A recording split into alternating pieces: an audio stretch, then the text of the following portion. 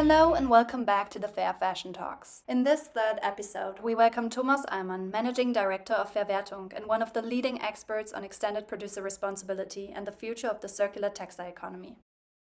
I named it Trash Talk because a big unanswered question of the fashion industry is what to do with clothes or textiles that went to trash, that are not longer wearable.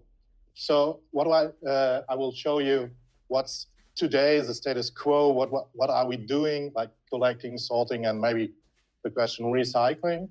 Then I will spotlight all the regulation that's going on in the European Union right now to shift the textile sector to a more sustainable sector. So on the political side, there's a mind shift. It's not longer only sustainability, it's also business and trade politics. So first of all, this is a commercial break. I'm the managing director of FairWertung. FairWertung is the German network of charity collectors and reusable or reuse organizations here. Nationwide, over 150 organizations organized in the networks. Maybe some of you know the Volksverein München-Gladbach, which is working here in München-Gladbach. We got nearly 15,000 collecting points in Germany, collecting over 50,000 tons, and also in the networks, over 230 stores selling secondhand locally.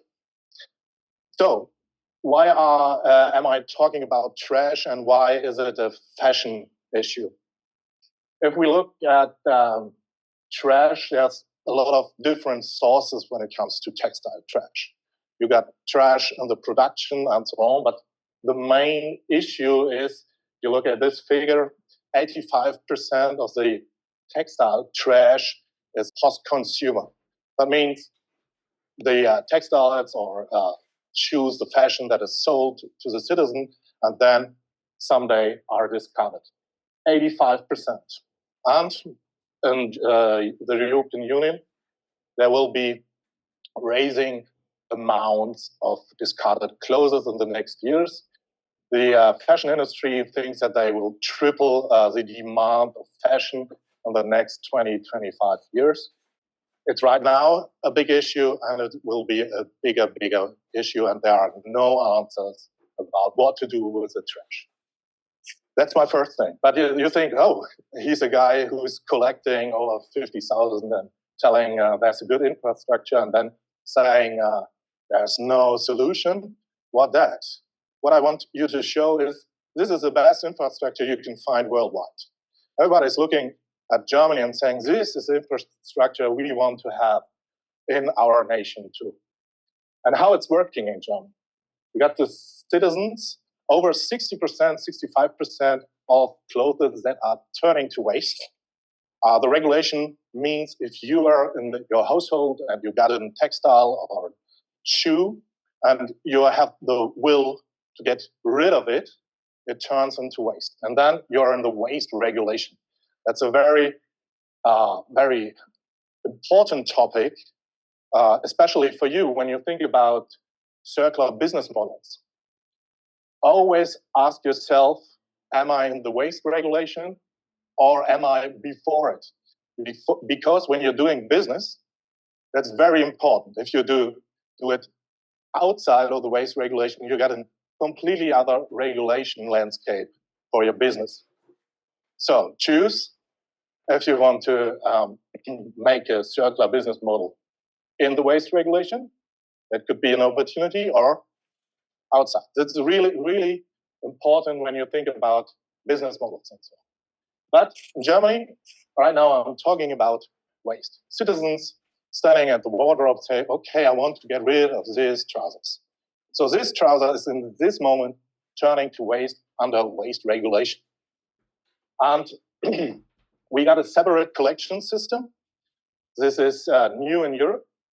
In Europe, normally 15% of discarded clothes go into separate collections. In Germany, it's 66%. And who is collecting it and how. It's three different actors. You got commercial collectors doing it for profit. You got municipalities, like the cities and so on, and you got us, the non-profit, the charity organizations, do it for the good. So if you see 45%, it's nearly the same when it comes to collection. How it's collected in Germany, it's not one system. But the main system is the collection bin. I think everybody here in Germany knows a bit.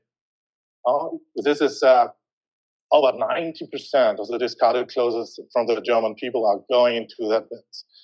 Why does it work so good? It's cost efficient. Yeah, every other form of collection is much more expensive. And the people know the bins on the way to the work or to the hobby and so on.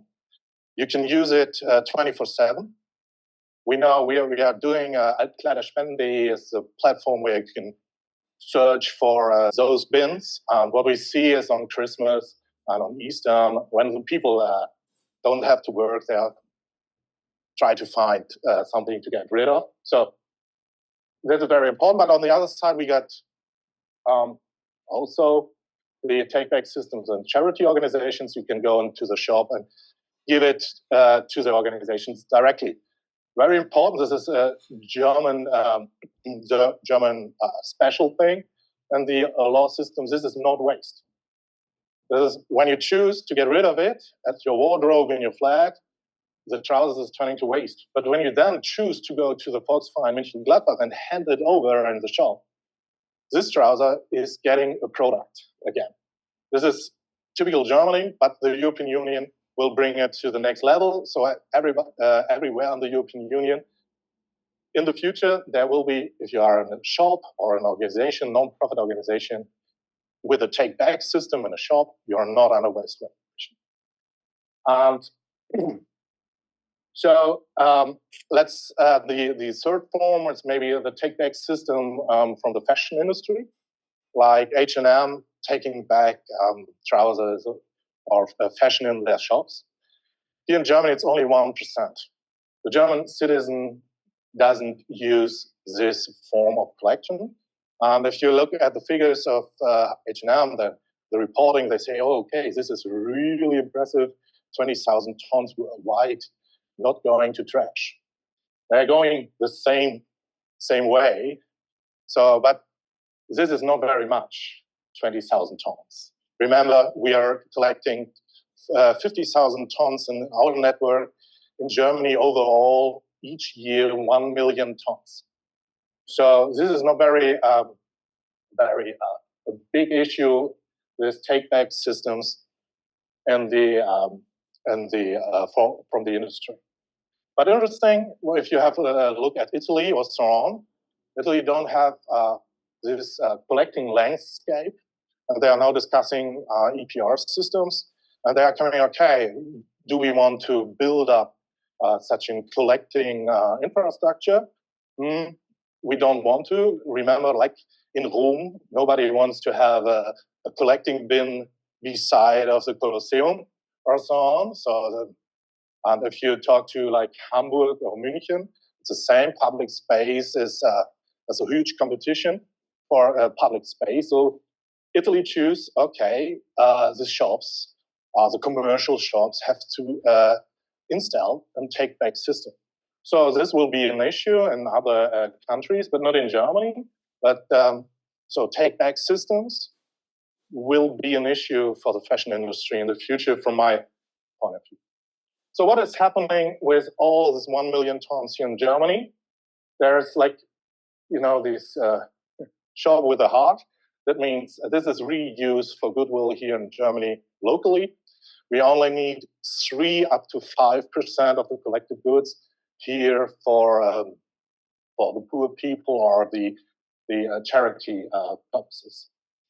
So what we do with the rest is we give it to commercial sorters. Yeah, most of the sorters are based in the Netherlands because they invented it back in the 60s. The new form, like I said, here's a modern form of collecting and sorting. And this is only for reuse. I will show you afterwards. So what they're doing, they sort it, and if you look on if you look in a normal bag in Germany, you've got 60% reuse. 60% of the clothes are fine to wear. You have to do nothing. The sorters don't wash, they don't repair, it's too expensive.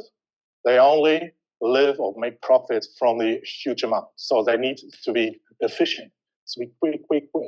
You can't wash textiles. If you get a brand new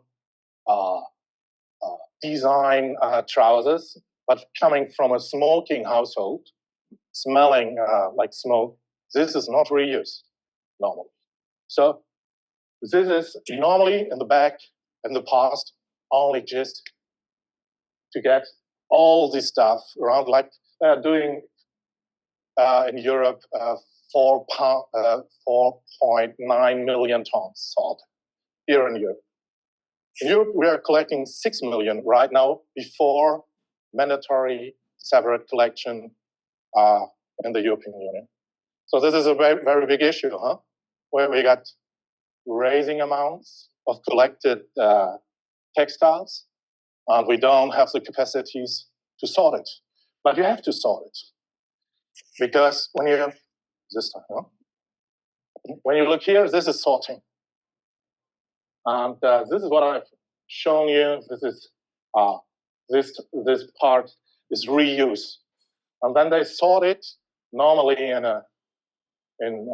3 steps into more than 200 products. Like this is the trousers, this is the T-shirt, this is quality 1 to quality 4. This is different between all the sorters, but over 200 product categories. This is what you see here, like extra. The Dutch people call it extra.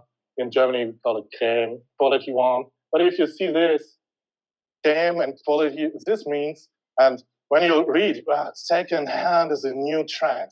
That's right. Everybody's selling on eBay, or think of Vinted. On eBay, it's the most sold product. It's textile, not from money, but from the amount. And what we see right now here in Western Europe is we don't have enough of this extra and crème, because not every textile that is functional is second-hand here in Europe, because you have to find a market. You have to find somebody who's paying for it. This is right now, you get a huge competition for this extra and crème, like vintage. Vintage is changing right now. It's soccer jerseys. Just to give you a figure, 10 years ago, this was only $4 per bale, per kilo. Right now it's 16. But this 16 is not the question. The question is, can I get my hand off these T-shirts? This is the issue, because the sorters got this. As I say, okay, is it my business, or should I sell it to another seller? But you know that all the soccer T-shirts. You go to the. I've been to Brussels. When you go to the shopping streets, you see all the shops just selling. I don't know if everything is original, but selling this soccer. But it's changing. Vintage is changing. 10 years ago, here in Germany, vintage was something like things like that from the 80s. It couldn't be. It has to be ugly. That was the top-selling product when it comes to vintage. Right now, it's soccer. But this, we got in competition. And then you had quality 1, 2, 3, shoes, home textiles, accessoires. This is typical Germany. We got a huge political discussion in Brussels if toys, textile toys, are also under the UPR scheme. When you go to such a sorter, you see mountains of those textile toys. They're all coming from Germany. It's typical German. When you talk to an Italian, they'll say, we don't collect this, and nobody would give it to me. So this is German. But And what this is so to do with this, there's a huge demand worldwide for secondhand clothes. This is a global market, and there is a huge demand. I think everybody of you know this controversial discussion about this global secondhand market, like the pictures from Chile or Ghana right now. 20 years ago, it was Tanzania and Kenya discussed here. The interesting thing, we did studies about that. My founding members, they didn't know that what they collected was also sold to African countries. And so we are not sure if this is a good business or a bad business for the importing countries. So we did studies back from 2005 and so on. The last one is from 2022. We've been to Ghana, to the Kantamantu market and so on. And the Kantamantu, and there you can discuss this global market. Not everything is good at it, but the Kantamantu market is not only a problem. When we are talking about circularity business models, I think at the Kantamantu market, we can learn a lot, because everything that comes in our mind when we talk about circular business is there. There are so much people doing circular business at the Kantamantu. So there's a demand, and what's really important here is this is the only part of the collected textiles within profit. You can't make business right now with this, with the recycling material. Everything that's not variable or doesn't have a market, a second-hand market, is not a business. And you do over 60 of your profit as a sorter with KM and quality one. So this infrastructure that I have shown you depends partly on second-hand and on the good qualities. Textiles are right now the only waste stream in Europe that you don't have to pay for as a citizen. When you get rid of papers or glass, you have to pay for the municipalities to manage it. But secondhand or textiles is right now without any payment. But you heard about ultra fast fashion. The things changed. The amounts raise and raise. You have to sort more and more and more. Especially this one, like Vinted, eBay, and the quality of the produced goods is declining. So you got less extra and quality ones. So the business doesn't work anymore. So we are right now standing at the end of this way. So we needed change. Like this is not Germany. This is not only Europe. This is also United States. And this is when politics comes into the game. And 5 years ago, like I said, the EU Commission said, okay, this is the fourth sector, the textile sector, the fourth baddest industry when it comes to environmental footprint. So we have to change, we have to do regulation, textile strategy with over 25 new initiatives. And I'm completely sure this law, this regulation will change how the fashion industry in Europe works. Because it changed everything. When we talk about trash, it's EPR. I think everybody knows EPR is a polluter price principle. When you want to sell clothes in the European Union, you will have to be registered. That's a big issue, how to get all these Chinese direct importers into this system. But you have to pay fees, and then collecting, sorting, and maybe recycling should be funded. This is a European Union regulation that comes right now to Germany. We are right now deep in the process. As you can see, in October 2025, the Commission sets the Waste Framework Directive. This is mandatory for all countries in the European Union. And in April, FairWertung, together with the ministry, published the key point document. And directive is not a law from the European Union, it's just you have to do it. And there are some principles you have to integrate in your national law. But on the other side, you're free.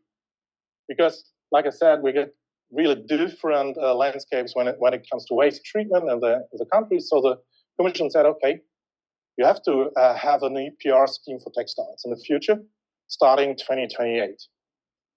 You have to have producer responsibility organizations that have to organize the collection, the sorting, and the recycling, communication, and all this, like they say, science about recycling. The idea is to get waste down and to establish a recycling infrastructure in Europe. That sounds very easy. In detail, it's completely complicated. No other law, like EPR schemes, we know it from tires, papers, packaging. We got EPR schemes. We experienced all those problems. And in France, we got an EPR scheme for textiles since 29.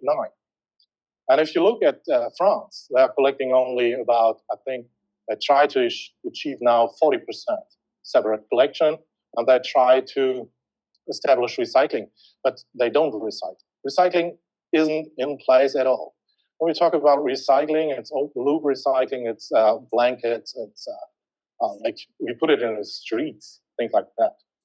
But this is really an important issue for me.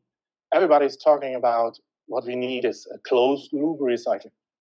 I'm not sure if this is the only way or the only way we have to focus on what is about open loop. I just talked to a recycler last week. He's doing mechanical recycling and he's putting together the textiles to furniture. And so the resources are in use for more than 15 or 20 years. So think about if we take an ultra fast fashion t-shirt, we collect it, we sort it, we do all the logistics to a recycler who's putting in energy, maybe chemicals, and then we produce another ultra fast fashion t-shirt that somebody's buying, using for 3 weeks, and then discarding. This is, I don't know if this is really a sustainable way. And maybe the furniture, maybe for the universities, better new seats for all the students, is a more sustainable way. So this is not speaking against closed loop recycling. We need it. But if you talk to experts, they say, oh, Mr. Ahlmann, we don't have any fabrics. We don't have the business models. Maybe 10, 15 years if we do everything right. And the truth is, the Chinese are 5 or 10 years ahead of us. And they got one argument when it comes to textile recycling. They got the fabrics for the production of new textiles. But on the other way, I say it, if you look, the jeans is traveling around the world like 10 times before it's manufactured to the end or coming to the customer. So what the issue is, the recycled material is coming from Europe to the production land. So, but now you have to believe how complex and detailed it is to put in place in regulation that wants to build up a market that has with no business model in it right now. So maybe this is all bad news, and to avoid that everybody's depressed after my speech, I think there are a lot of challenges. But what EPR and all the textile strategy regulation right now brings into the market, and that's new, and that's the opportunity for all you young people, is that there's a lot of a lot of speed of new thinking, because everybody in the industry, is it a fashion industry or is it my industry, knows that there will be something new, that the old way comes to an end. But nobody knows what's the new. And so I think there are a lot of funding on the one hand side, if you put in place in startup, or you can do projects with firms.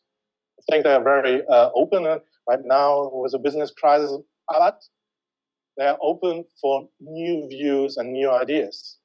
And like I said, what we see right now, it's when we talk about circularity at the end, it's all about coordination. What about data? What about the material flows? What about automated sorting? We have to sort a lot more. We don't have the people to sort it here in Europe. We need technical digital assistance.